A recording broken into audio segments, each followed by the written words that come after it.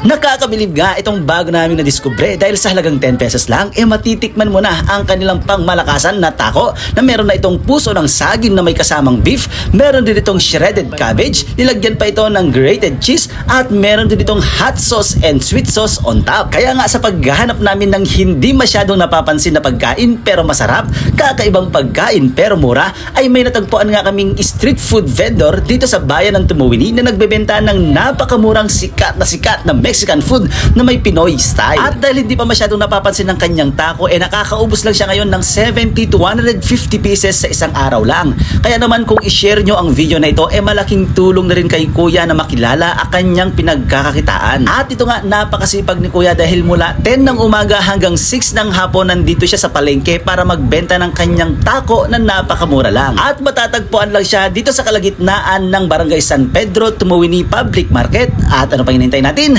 Tiki man time na. Alright, Beros, andito tayo ngayon sa may Tumuwini Public Market at may pumukaw ng attention ko kanina.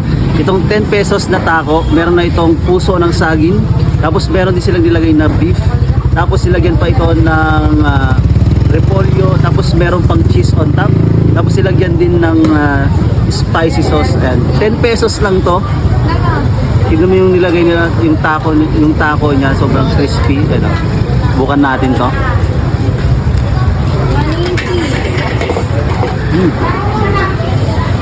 Yan mo lang, ayaw niya.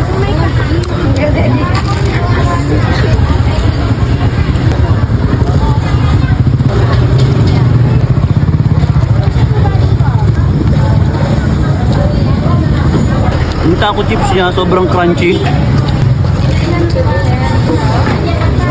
Ang sarap ah, sulit na sulit yung 10 pesos. Pangalawang taco ko na to. Bali sa kanila pala, buy 5 get 1 taco free. Yan.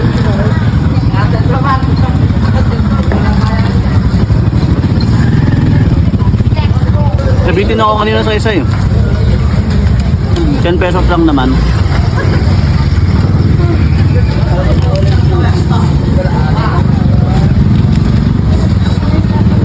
Anong masasabi mo sa kanilang tacos? Solid boss, sakto lang yung mga toppings saka tanggal umay. Sulit na sulit yung 10 pesos. Mabubusog ka na. Pangtanggal din ang umay. Basta anong masasabi mo sa kanilang tacos? Sulit na sulit boss.